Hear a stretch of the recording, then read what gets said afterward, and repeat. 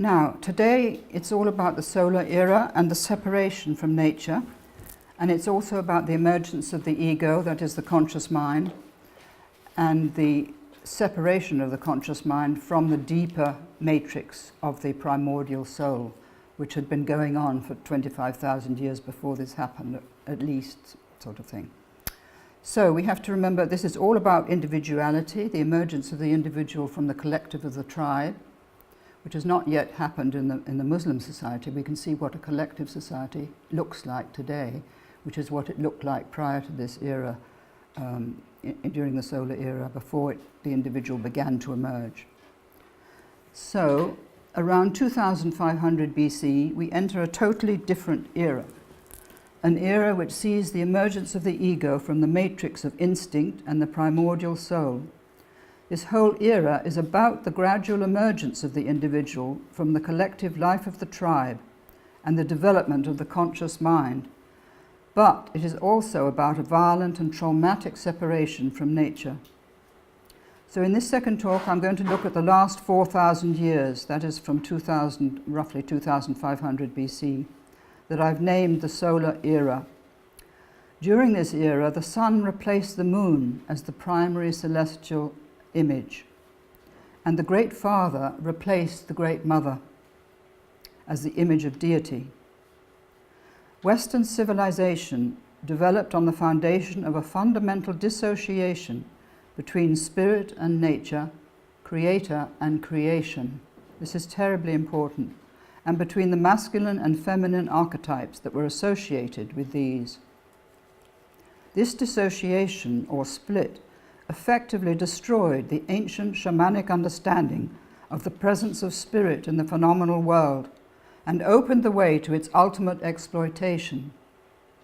Instead of there being a marriage between them, the masculine archetype assumed a position of dominance in relation to the feminine one. Nature, soul, woman, matter, and body, as the 5 aspects of the feminine archetype, were downgraded in relation to spirit, man, and mind. This is nobody's fault, this is what happened. The evolution of the Western mind, this is written by a friend of mine in a wonderful book called The Passion of the Western Mind. The evolution of the Western mind has been driven by a heroic impulse to forge an autonomous, rational human self by separating it from the primordial unity with nature. But to do this, the masculine mind had to repress the feminine. The evolution of the Western mind has been founded on the repression of the feminine, the repression of whatever the masculine mind defined as other. And other was what was threatening to the masculine mind and had to be eradicated. So, this is the 2 phases of consciousness. I talked about the first yesterday. Today we see the second phase coming into being. As the conscious ego emerged from the deeper matrix of the psyche, they began to grow apart, and as a result we came to look upon cosmos, deity, and the world of nature as something separate and different from ourselves, and that's the situation we're still in now. Something that we could observe and explore but no longer feel part of. Mind and soul grew further and further apart. That is, the masculine and the feminine grew further and further apart, because the feminine was the deep matrix of the mother, the maternal source or ground of the psyche. And this has led, after some 4,000 years, to the current scientific belief that we live in a dead universe without purpose or meaning, that consciousness is the creation of the physical brain, and that God and the soul are beliefs left over from our superstitious and thankfully outgrown past. So that again is the situation we face today.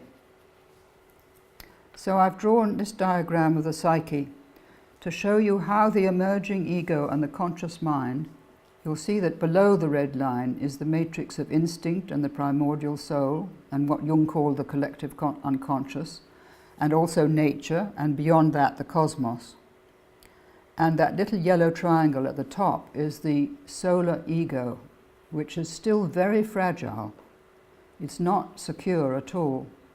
So that yellow triangle stands for the emerging ego and the self-awareness, terribly important, this new self-awareness of the conscious mind. That was a tremendous evolutionary achievement to actually get that ability to reflect before acting instinctively. So memories that are held in our older brain system, that is the reptilian and the mammalian brain, which is in the lower part of that diagram, still interact with and influence our neocortical mind, which is the most recently developed part of our brain and nervous system.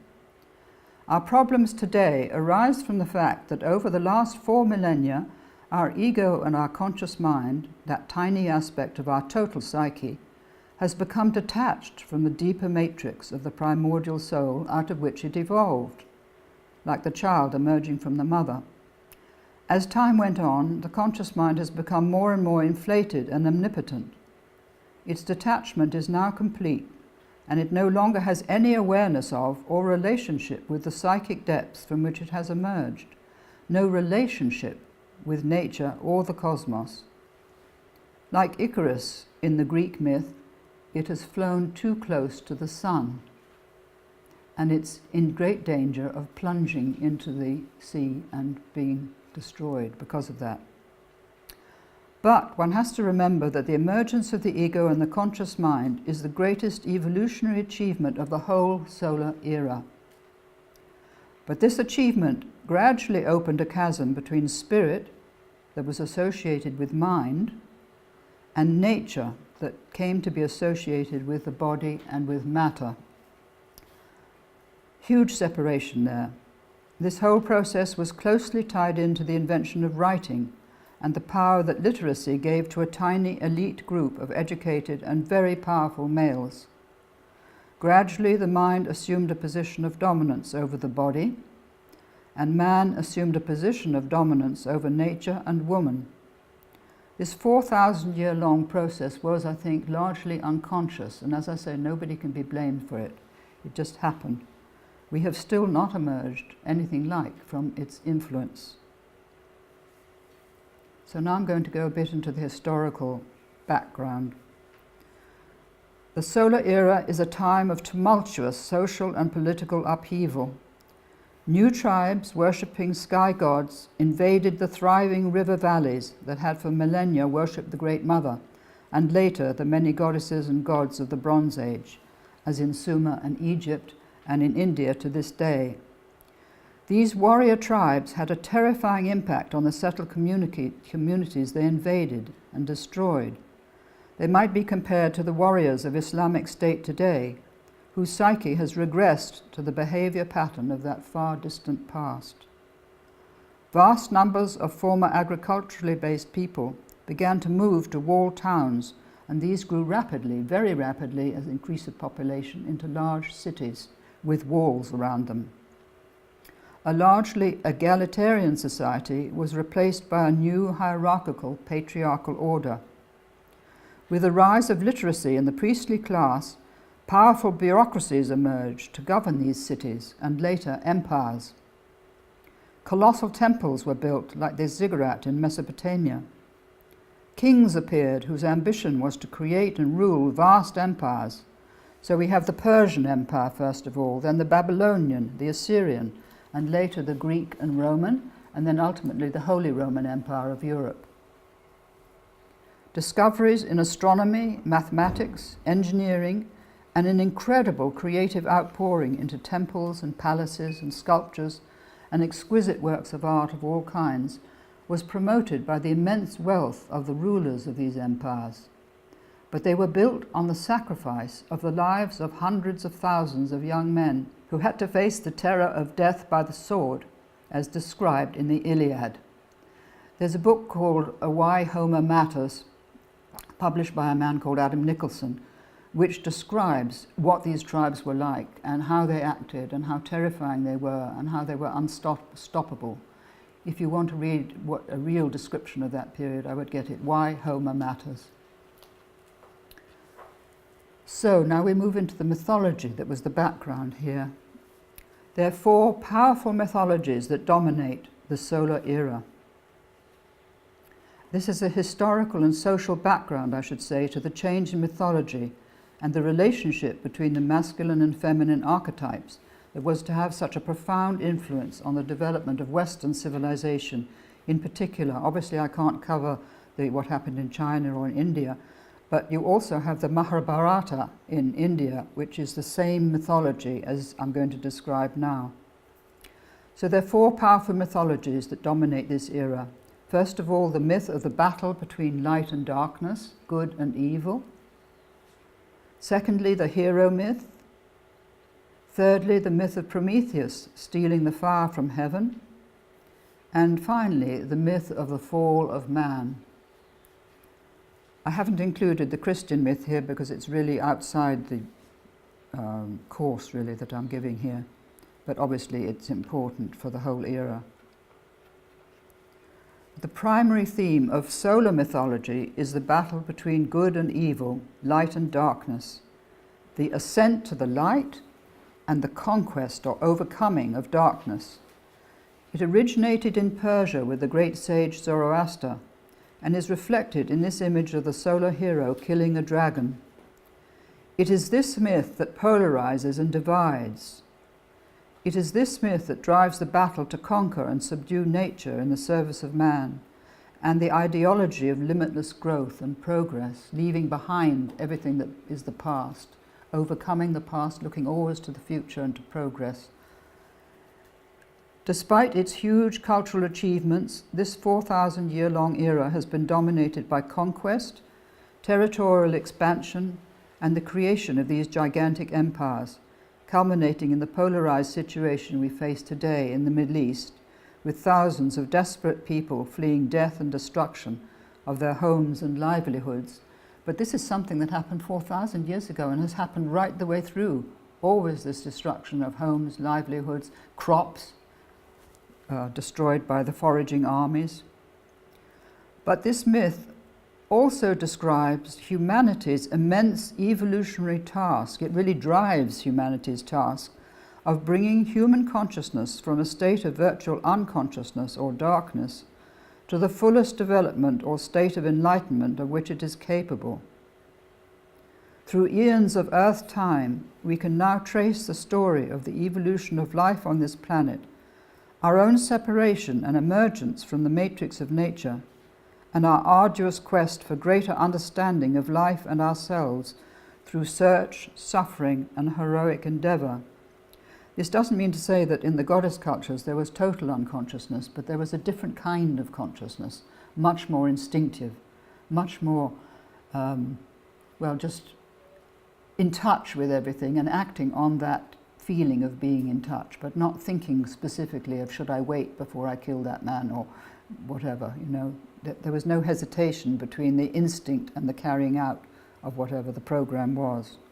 Whereas with the beginning of the self-reflective consciousness, you begin to get, through religion mainly, the teaching that we have to wait sometimes before acting. So we need to understand this mythology in the context of the psyche.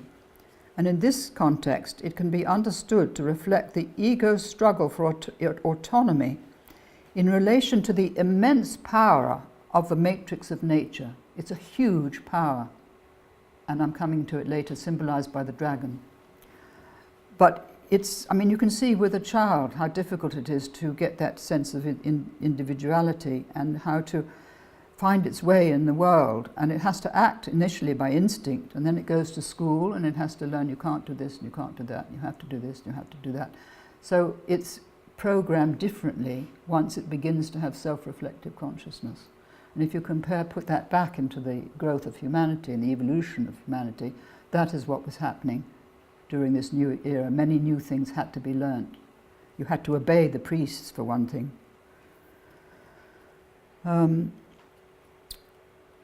So the emerging ego's greatest fear was being swallowed by the jaws of the dragon, falling back into unconsciousness and dissolution. It felt it had to ascend to the sun, away from nature, away from darkness, away from the Great Mother and the jaws of the dragon, which would swallow it up again. Snap.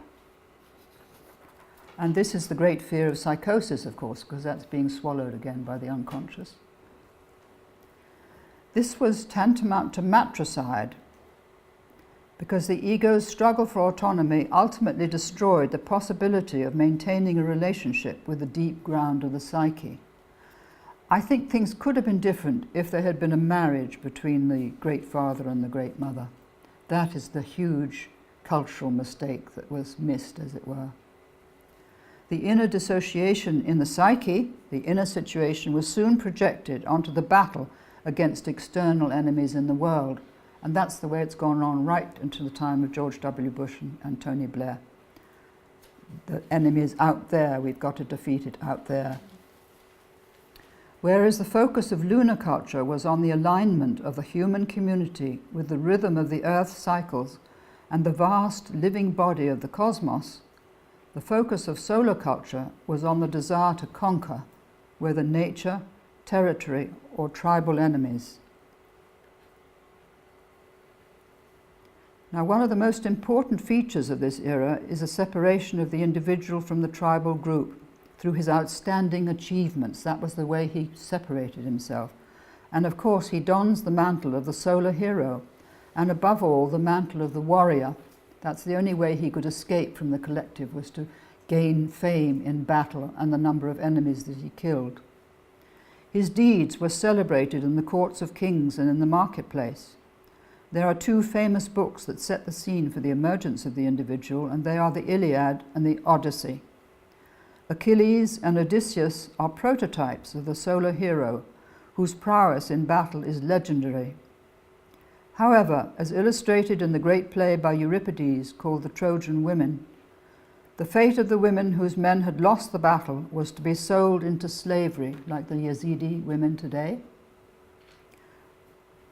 Their male children murdered as Andromache's young son was flung from the walls of Troy. We can see this archaic pattern being acted out in Syria and Iraq today in the treatment and enslavement and rape of the Yazidi women by the warriors of Islamic State. So this is just a repetition of the old pattern that's been going on for 4,000 years. All these myths and stories gave young men a model to copy, and of course every young man of 18 to 20 would want to be a warrior. That's what he was brought up to be. All suggest that men had to face and overcome the power of instinct to paralyze with terror, as in the famous story of Theseus and the Minotaur, or Perseus and the Gorgon, going back to our childhood myths that we loved so much. So, this is the very important background. It had a huge influence. These particular mythologies were told in every marketplace in the Mediterranean for centuries. The hero myth of the warrior begins with Achilles. When Achilles met an enemy on the battlefield, it was said that he rushed against him like a lion, a ravening lion that men are fain to slay. Astonishingly, the poetry of the Iliad is echoed in the words of the jihadists in Syria, who are using the same kind of epic poetry to describe their deeds. The battlefield has never witnessed an act such as theirs. The warrior, like a wounded lion, plunged into the battle. That's a recent quote. So this ancient pattern of behavior is repeated over and over again. And here we have Achilles killing Hector, who was the son of King Priam of Troy. And it was Hector's wife, Andromache, who was taken into slavery, and their son who was flung from the walls of Troy. Now we come to Alexander the Great, who again is the prototype of a later prototype of the hero. Until his early death, Alexander the Great was absolutely driven by the desire for conquest that led him through Persia as far as Afghanistan, where there are still children that are named after him. History doesn't tell us what Aristotle, his tutor, thought of his astonishing life path, but we know that he slept with a copy of the Iliad annotated by Aristotle by his bedside. Isn't that fascinating? It is as if the heroic human ego that he personifies, identified with the solar hero, has to seek out new territories to conquer, has to embody the myth in a literal sense and channel the primitive territorial drives of the psyche into a Dionysian orgy of unbridled conquest, slaughter, and destruction. The great city of Persepolis was destroyed by Alexander the Great, razed to the ground by fire because a courtesan said, "Wouldn't it be fun to set it on fire?" And that was the end of Persepolis. And it's just about Palmyra is threatened today, which is one of the most beautiful places that still exist from Roman times, in the same way. So we hear very little about the suffering generated by these conquests, the weeping widows, the mothers who lost sons, the raped women, the orphaned children, and the crops and patterns of sowing and harvesting devastated by the foraging armies passing over them, the sacked cities and exquisite works of art pillaged and looted. The long chronicle of conquest and human sacrifice which continues today, the drive for power and the subjugation of enemies, might truly be named the dark shadow of the solar age, and we are still locked into this mythology. The unconscious addiction to war has led us to this, the sacrifice of the lives of nearly 900,000 young men.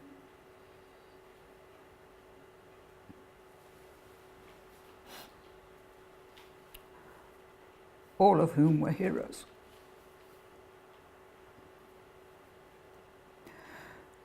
Wherever we hear the words power, conquest, and victory, we can be sure that we are in the presence of solar mythology.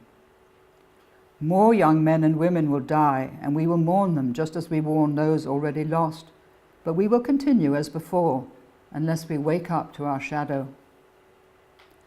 The archetype of the solar hero as warrior still exerts immense unconscious influence on the modern male psyche in the battlefield of politics and corporations, as well as that, I've said this, as well as that of corporate business, and even the constant focus on war and male violence in films and television. The primary aim of the male is presented as the need to achieve, to win, and if necessary defeat other males, and the primary task of the warrior now, as then, is to find the courage to face the terror of death. But can you imagine how many sensitive young men had to be indoctrinated with this belief that they could only be warriors unless you were crippled or unless you wanted to be a monk or something? You couldn't get out of it. It was your fate. Now we come to Prometheus. Now Prometheus stole the fire of heaven from the gods and gave it to humanity, and for that he was punished by Zeus to be chained to a rock in the Caucasus and have his liver pecked out every day by an eagle. But he was rescued eventually by Atlas, who said, "Come on, old boy, I can get you out of this fix." And he undid the chains, and all was well for Prometheus. There has been a Promethean energy driving Western civilization. This energy has been directed at the long struggle to overcome whatever has impeded the progress of humanity. It's tied into the other myth of the battle between good and evil, light and dark.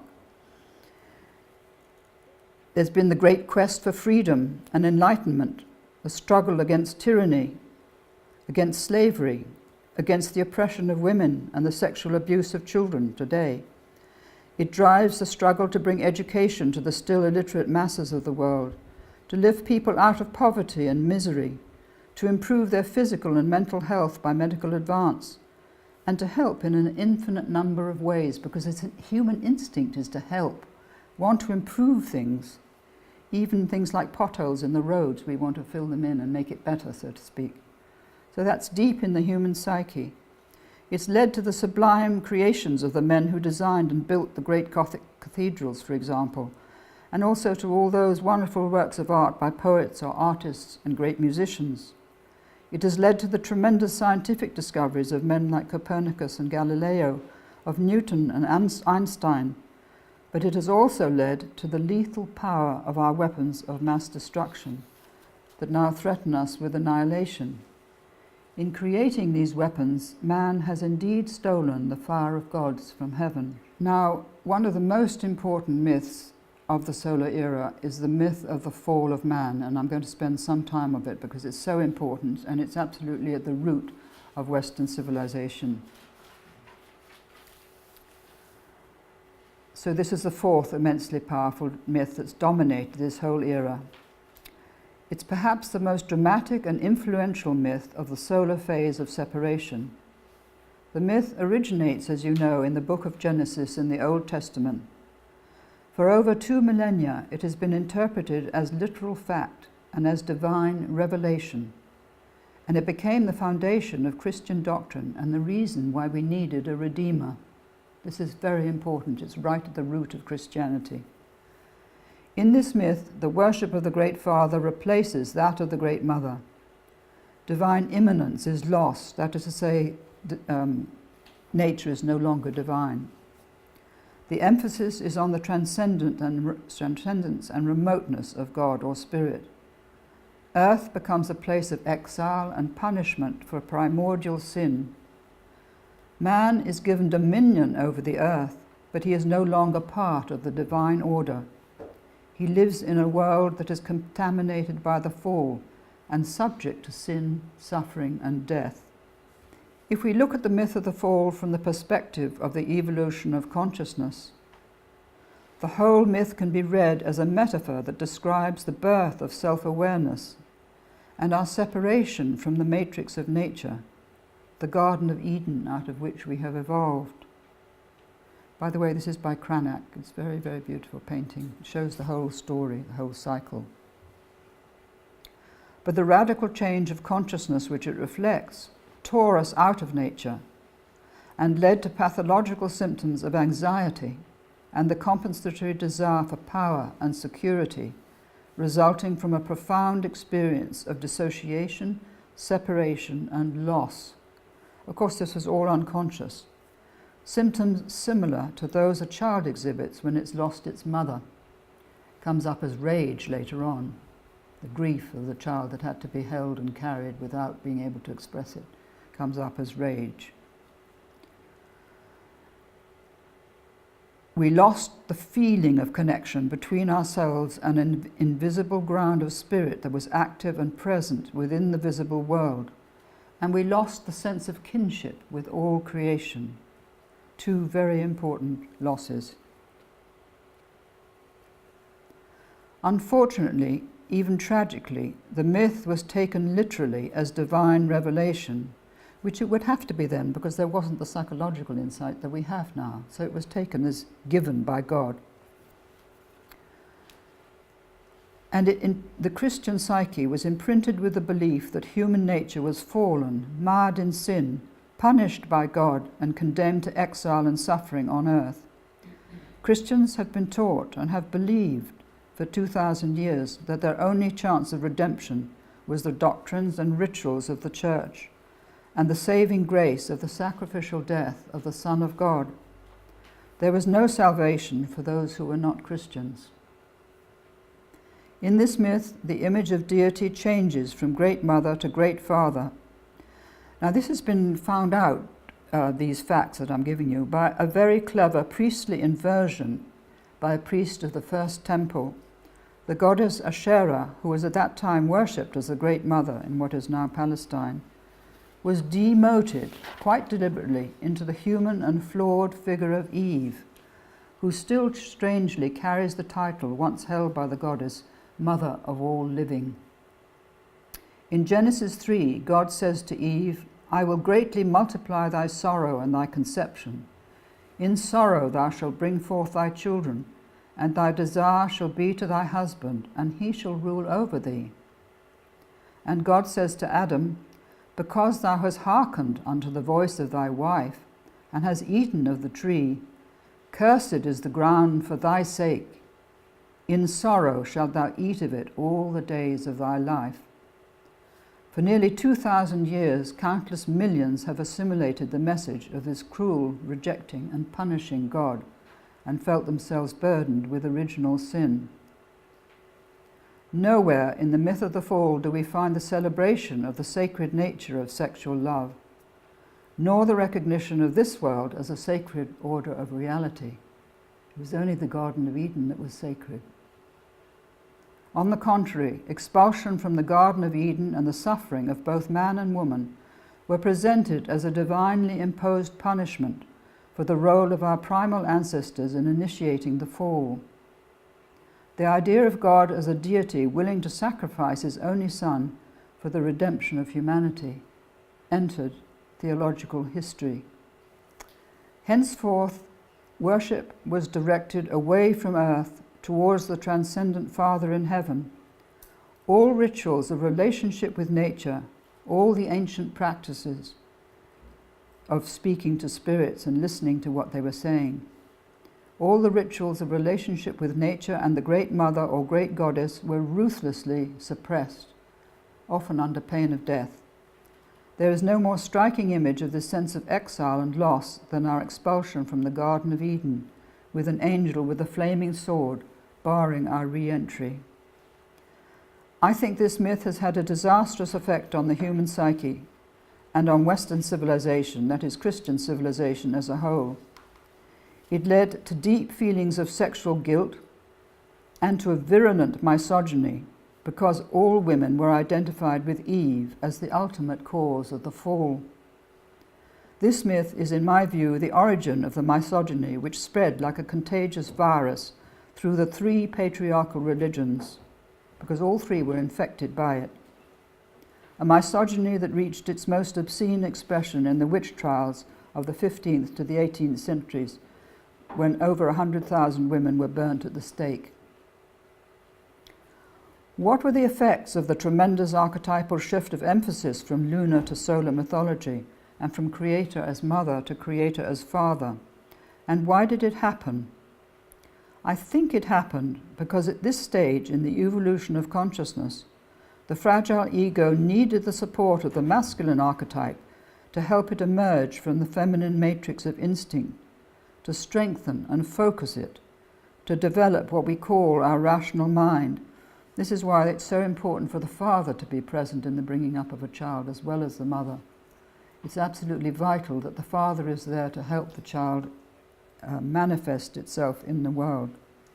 It's very difficult for the mother alone to do this. So it formulated a male image of deity. However, the elimination of the image of the Great Mother has had profound effects on the balance of the Western psyche, as well as on Western civilization, because within the psyche it led to a radical dissociation between the still fragile ego and the deeper matrix of consciousness out of which it was emerging. Fear, guilt, and shame have been the underlying emotions of this whole era, 2,000 years of fear, shame, and guilt. Fear of God, fear of divine punishment, fear of doing wrong, guilt and punishment for any sexual aberration, such as homosexuality, shame in case anything hidden should be revealed to the community, the belief that the body must be controlled, mortified, made to suffer for its desires, and in general brought into a relationship of subjection to the mind, is very deeply ingrained in the Christian psyche. There's even one sect, I think they're called the Opus Dei, who actually hurt their bodies with instruments of torture in order to bring them closer to humility and therefore to God. It's an obscene doctrine, that. I really cannot stand it because of the injury to the body and because it doesn't get you any closer to God. I'm being extremely strong here, but this passion that I've held for many years hidden, when I studied all these texts of the early Christian fathers, it is coming out in this talk. So here we have it. Eve, by her disobedience, brought death on herself and all the human race.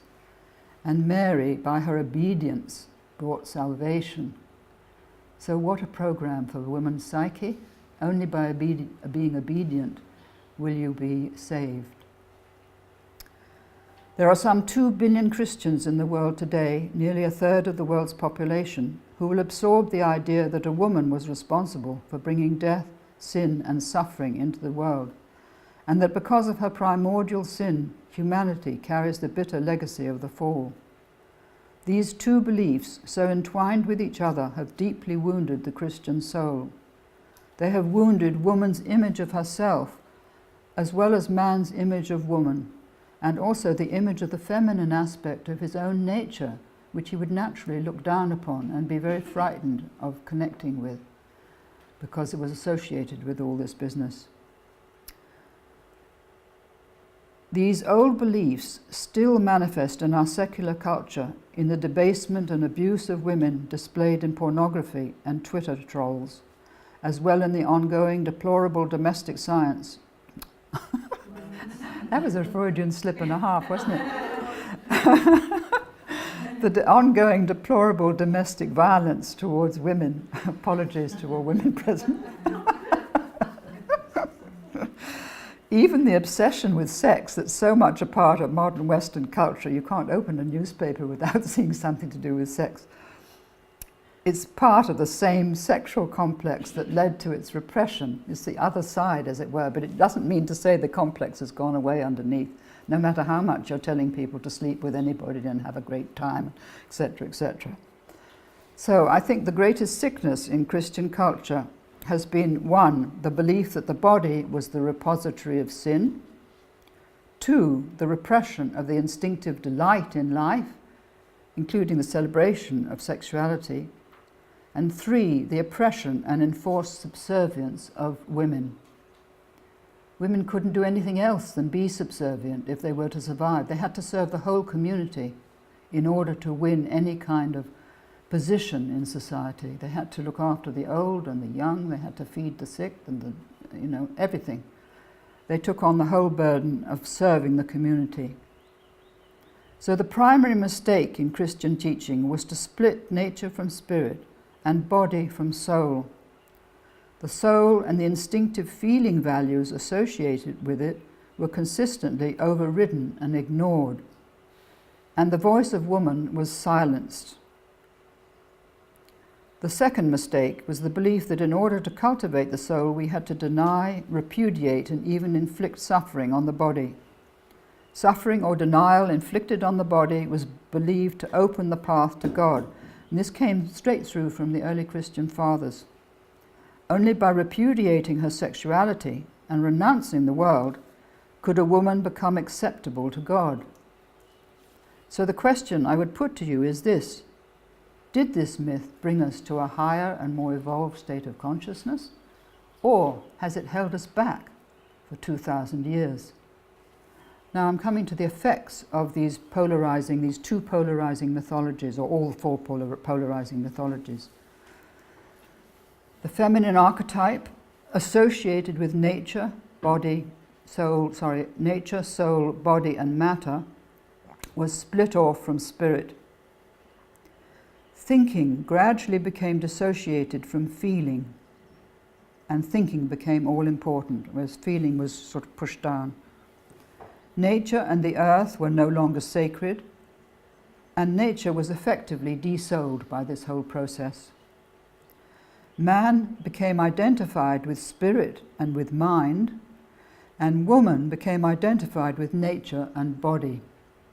Woman was womb, and woman's whole task in life was to bear life, and preferably a son, for man. That was her only role until very recently. So woman became subject to man, giving rise to the misogyny that still afflicts us today all over the world. By the way, the people who raped the woman in Delhi, other people said that's Eve teasing, it's nothing important, it's just Eve teasing. So even in India they know about this myth. Body was split off from mind and mind from soul, and from 418 AD, church doctrine taught that sexual intercourse transmitted the original sin of the fall. This was the worst thing of all, and this was due to St. Augustine. According to St. Augustine's teaching, original sin was transmitted like an incurable disease through the sexual act. Adam's sin had corrupted the whole of nature and made it subject to death. So death only came in due to Adam and Eve's sin. But the entire sorry story was initiated by Eve. She was at the root of the whole business. And this wretched belief is what was incorporated into church doctrine. And can you imagine, every time anybody slept with wife or husband, they were transmitting that sin. Every time they had a child, the child carried the sin.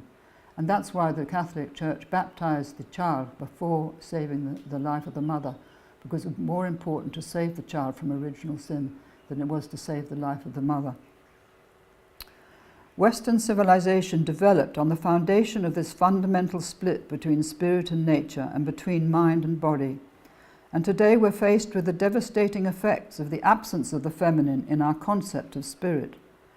There is no relationship with the life of the planet, no apparent awareness that we are destroying the habitat that sustains us, a habitat that was once held to be sacred, as it still is in shamanic cultures. So our most urgent task today is to heal the split between spirit and nature within ourselves as well as within the culture, and to reconnect our conscious rational mind with the feminine matrix of our psyche that Jung called our primordial soul. Secondly, it is to free world culture from the ongoing male addiction to power and conquest. If you think that's a heroic task, it is. But it has to be done in a feminine way, as Stella was saying. It has to be done. We have to find the ways of doing it that do not offend or make man defensive and angry that he's being attacked. In this early 20th century of the painting of the Cyclops, a one-eyed giant gazes out over a beautiful landscape holding the figure of a naked woman. No image illustrates more eloquently the current dissociation of our rational conscious mind and its one-eyed vision from the deeper matrix of our soul and its different way of knowing. World culture is now enthralled to this one-eyed consciousness. Immersed in the fascination with technology and the brilliance of the human mind, we have forgotten our profound relationship with and dependence on the planet. Technological progress, scientific advance, the acquisition of wealth and political and corporate power have become the supreme goals. Terrifying weapons are placed on high alert, ready to be faced at an enemy. The rational mind has virtually replaced God. It is now the supreme value, the solar hero. Cut off from its roots, it no longer recognizes a dimension of reality beyond the physical universe, nor any form of consciousness transcendent to its own. It has lost all awareness of the soul. I just want briefly to look at science in the last 4 centuries, because it's very important to understand. When science broke away from religion in the 16th century, this is Newton, of course, it developed on the foundation of the long-established association between spirit and nature that had existed for many hundreds, if not thousands of years. Christian theology had banished the idea of spirit being present in nature and matter by eradicating all vestiges of animism, of spirit being present in nature. So as science broke away from the control of the Church after Galileo in the 16th century, it focused its attention on this world, on nature and on matter, everything that had been neglected by Christianity, and on the whole process of evolution in the universe and the process of evolution on Earth. So this became the focus, the fascination of science, which is wonderful, absolutely wonderful that it happened like that. But it had assimilated the idea that spirit was not present in nature or matter, that matter was dead, inert, and without life or intelligence, and therefore science could do anything it wanted with matter. Didn't matter. Matter didn't feel anything, didn't experience any pain. Thenceforth, with its growing emphasis on the rational mind, it was natural for the philosophy of scientific materialism, or scientific reductionism as it's called, to get rid of both God and the soul, since their existence could not be proven through their methodologies that it had developed.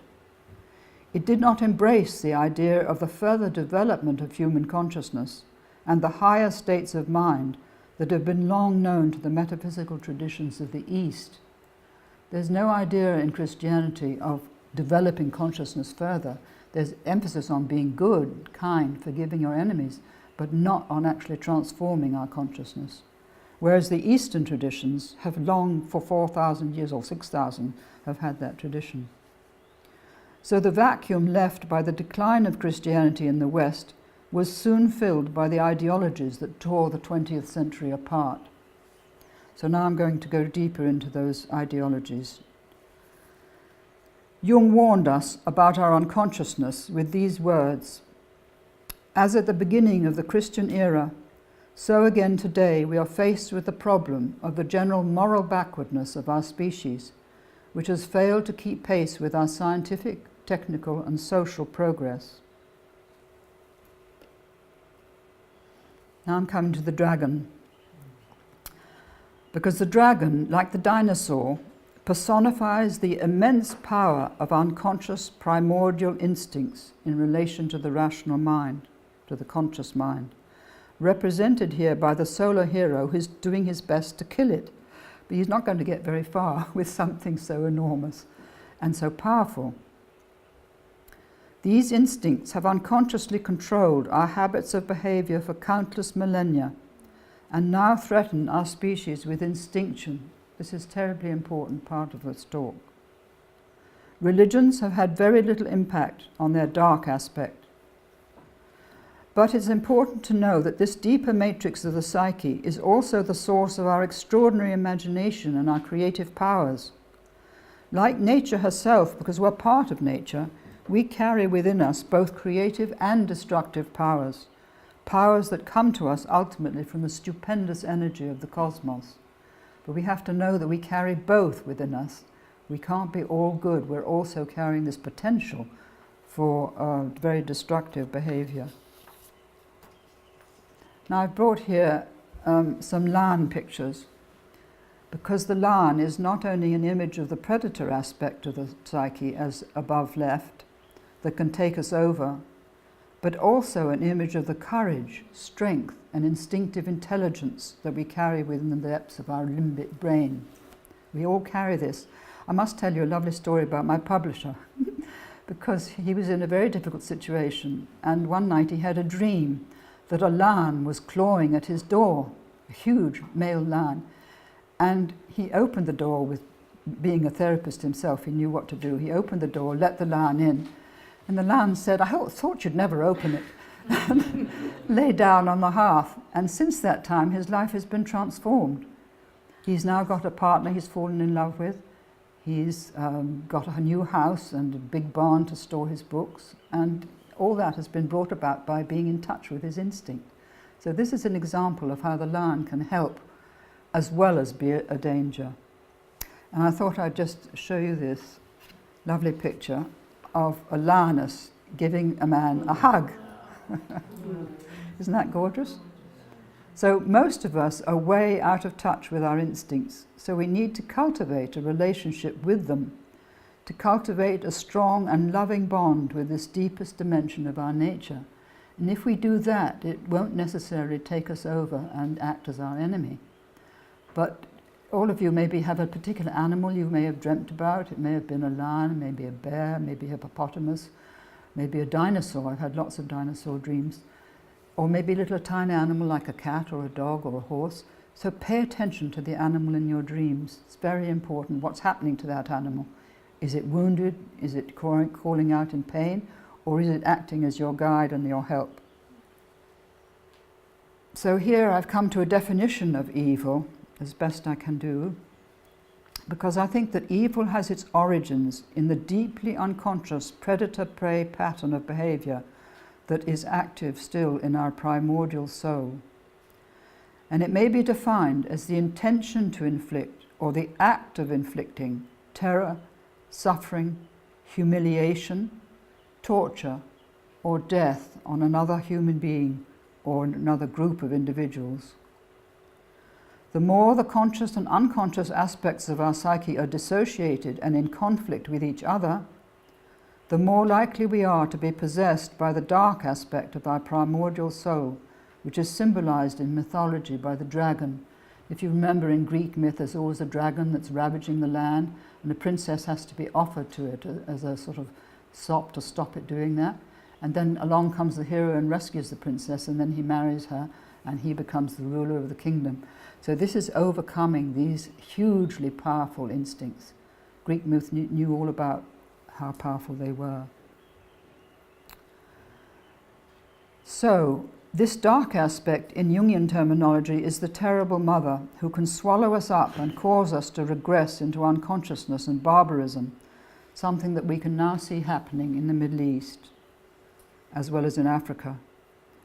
When aroused by fear, trauma, childhood trauma, political ambition or religious zeal, these primordial instincts can burst through the fragile defenses of the conscious mind, take possession of it and cause it to act as predator, attacking whoever it designates as its prey. The enemy is out there. A psyche possessed by these instincts loses all sense of morality and the evolutionary achievement of a conscious, reflecting mind. Because of their immense age and power, they can easily overwhelm the still fragile conscious ego. And it's no good killing the dragon. We have to use the sword of insight to become conscious of where our instincts drive and possess us, if we are to have a hope of surviving as a species. This is a huge, huge cultural task of becoming aware of these instincts. So here we have a diagram of the psyche possessed by these primordial instincts, the dark aspect, as it were. And this is what happened in the 20th century, as I'll show you in a minute. So there's no barrier between the personal part of the unconscious and the deeper collective. And what happens is the deeper patterns rise up and take possession of the conscious ego, which is the little red triangle at the top. And the conscious ego doesn't know what's happened. It just says, I've got to kill that enemy, I've got to get out there, I've got to rape those women, I've got to take possession, I've got to build up my empire. It no longer says, what am I doing? Is this right? It says, I have to do it. I must do it. God says I must do it. So when these elements of the unconscious psyche are allied to a hugely inflated ego with no boundaries and no moral capacity to distinguish between right and wrong, we have a psychopath who may lose all sense of morality and the evolutionary achievement of a conscious self.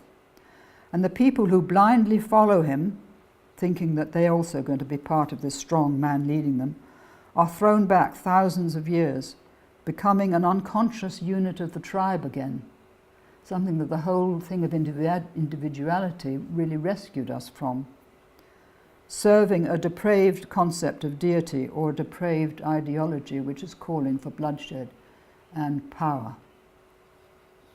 When thousands, even millions, follow a psychopathic leader or are terrified into submission, as I think Germany was under Nazism, we have a collective psychosis and millions die because of it. So, having survived the mass psychosis of 3 totalitarian regimes in the last century, which between them killed between 100 and 200 million people, there was also Pol Pot in Cambodia, which I haven't included. We are now faced with a 4th, a new and powerful ideology which promotes the aim of a Sunni Islamist caliphate taking root in the Middle East and extending itself in a great arc from Iraq right along the shore of North Africa as far as Tunisia, hopefully including large parts of Africa within it. So this is a psychosis again that we're faced with. Its ultimate aim is absolute power to establish a worldwide Islamic theocracy, governed by beliefs and laws that prevailed in the 7th century and have undergone little change since that time. Despite the teaching of all religions about the sanctity of life, we can see that humanity as a whole is still morally unconscious, still easily drawn to follow ideologies that are promoted by psychopathic leaders, and to accept their call to kill whoever they designate as their enemies, and to take pride in killing other people. That is what a psychosis is. Jung commented on these psychoses. Although man believes that he can change himself without limit, the astounding and rather terrifying fact remains that despite civilization and the influence of religions, he is still morally as much in bondage to his instincts as an animal, and can therefore fall victim at any moment to the beast within. So I hope I've clarified this whole situation of how the unconscious can take over the conscious mind. So now I'm coming on to the nuclear weapons that Scylla was talking about this morning. He said that Einstein said, with the splitting of the atom, everything has changed, save our mode of thinking, and thus we drift towards unparalleled catastrophes. Einstein tried to stop the development of the atom bomb before he died, but he wasn't able to. And so did somebody called Dr. Joseph Rotblat, who was the hero of both Scylla and myself. Very few people consider the possibility that with the proliferation of nuclear weapons and other weapons of mass destruction, we are encountering a pathology. We have fallen victim to the beast within. With nuclear fission, tremendous power was given into our hands, power that we were in no sense morally equipped to handle. The long-established belief that matter is dead rather than alive with spirit allowed us to split the atom and develop a dangerous technology which is leaving lethal residues of radioactivity on the Earth from some 2,000 nuclear explosions, as well as from the plutonium waste from 450 nuclear reactors, some elements of which can last for 500 million years. It has driven us to create ever more demonic weapons with which to perpetuate our addiction to war. It has given terrifying power to psychopathic leaders such as those of Islamic State. It has created a very negative karma, as the Dalai Lama said about the war in Iraq. The fear of an enemy keeps us from seeing the enormity of the evil carried in our willingness to use these weapons and sacrifice millions of lives in order to defend ourselves. As former presidential candidate Denis Kucinich said, the idea that by having nuclear weapons you make the world a safer place is essentially insane. It is insane, but we can't see it because we think our own defense is paramount. So here I've drawn a map, or rather I've taken a map from Google to show the sites from 2009, this is, the estimated location of nuclear weapons in the 9 nations which have developed them. The red dots signified the placement of weapons that are operationally deployed, that is, ready to be fired on the instant. The blue dots are the locations where weapons are stored. So there are an awful lot of red dots. There's a great deal of information on my website, by the way, about nuclear reactors and nuclear weapons. Now, I've taken this from the Bulletin of Atomic Scientists, what I'm going to read to you next. What would happen if an 800 kiloton nuclear warhead detonated above Midtown Manhattan or any other large city such as London? Here is part of a description that was posted in February this year by these atomic scientists. The warhead would probably be detonated slightly more than a mile above the city to maximize the damage created by its blast wave.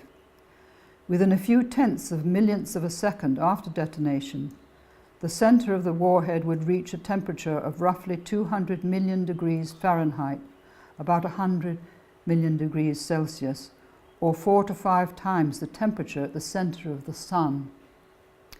A ball of superheated air would form, initially expanding outward at millions of miles per hour. It would act like a fast-moving piston on the surrounding air, compressing it at the edge of the fireball and creating a shock wave of vast size and power. After 1 second, the fireball would be roughly a mile in diameter and roughly 4,000 degrees hotter than the surface of the sun. It would almost instantly ignite fires over a total area of about 100 square miles. That's after 1 second.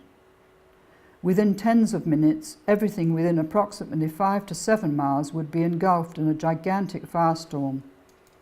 The fire would extinguish all life and destroy almost everything else. Tens of miles downwind the area of immediate destruction, radioactive fallout would begin to arrive within a few hours of the detonation.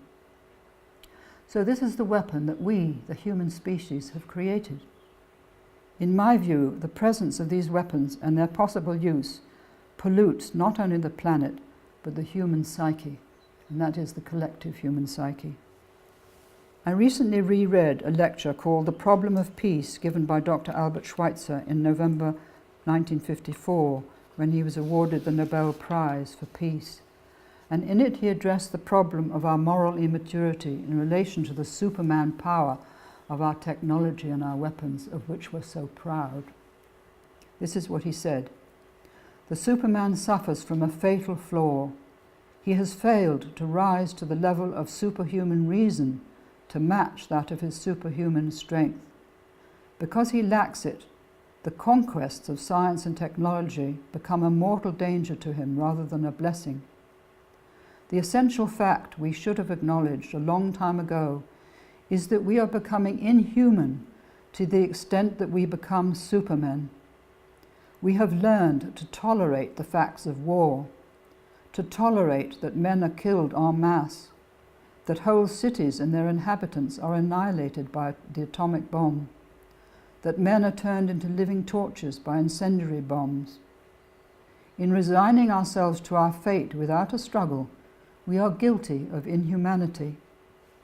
It is my profound conviction that the solution lies in our rejecting war for an ethical reason, namely that war makes us guilty of the crime of inhumanity. Now that speech can be read on Google, on the internet, and I would advise all of you to read it. It's very moving. So in the light of this speech, what do we feel when we hear that there are approximately 17,000 nuclear weapons held by the 9 nuclear nations, and that the US and Russia between them have a total of 15,000 nuclear weapons? In the US, there are 450 Minuteman III missiles kept ready to launch from underground silos within minutes of receiving a presidential order. We in England have a Trident submarine constantly patrolling the oceans that is armed with 40 warheads that between them have the power to incinerate over 76 million human beings if they were all fired at once. Do we recognize the pathology of these facts and their danger to the world because of human error or malicious intent? Now, just in the last couple of days, it was reported that a young man, a young seaman on the submarine called the Victorious, has blown the whistle, first of all, on the appalling state of that particular submarine, that it's not in good shape at all, and secondly, on the fact that the security around it is ridiculous. He said this nightclub security would be better than there is on the submarine. He's put 18 pages of his indictment of what's being done onto the internet, and he's now being searched for by obviously the police and the government and everybody trying to catch him, put him in prison for life, because that would be his fate. But this is the courage, the same courage that a Russian man had in speaking out against that situation in Russia when they were about to fire the nuclear weapon, what they thought was a response to a weapon coming their way. So he says that any terrorist or psychopath could get into that submarine and fire it into England or anywhere else that he chose to. So that's the situation. We're threatened with our own stupidity with annihilation. Turning to another subject altogether, 2 of the greatest teachers of humanity taught us, each one of them in their own way, how to raise our primordial instincts to the awakened state, symbolized here by the great serpent whose 7 hoods protect the Buddha who is seated on its coils, and by the figure of Christ rising from the tomb above the sleeping soldiers. They did not ask for belief and worship. And that's the huge mistake we made, to think that they did. They asked for the transformation of human consciousness, still unconsciously in bondage to primordial instincts, into the awakened and enlightened state that they themselves embody. So in alchemy, which I'll be speaking about on Thursday, we have this image of killing the king, killing the old dissociated solar consciousness that is holding the world hostage. This new century asks us to take on the mammoth task of recognizing and discarding the habits of behavior which have been justified for millennia as necessary and right from the perspective of achieving national or territorial or religious supremacy. We urgently need to move from a national to a planetary perspective, and this can only be done by an increase in the number of individuals who hold this perspective, increasing the field, like Stella was saying. If we can increase this great network of individuals all over the planet, there's some hope. We have the innate intelligence and capacity to change, but very little time in which to accomplish this immense transformation of consciousness. So here we have the dragon standing behind the hero, with that huge power helping the hero to achieve this aim which we all hold in our hearts. So to reconnect with the part of our soul that has been split off and dissociated from the conscious ego, we need to become aware of these instincts that are deeply unconscious. We need to learn how to recognize them, relate to them, and free ourselves and them from their immense power, because you're actually freeing the instinct from the compulsion to repeat the old pattern. Because while we're doing that, we're connecting with the power of the dragon in the confrontation with injustice and cruelty and suffering of every kind.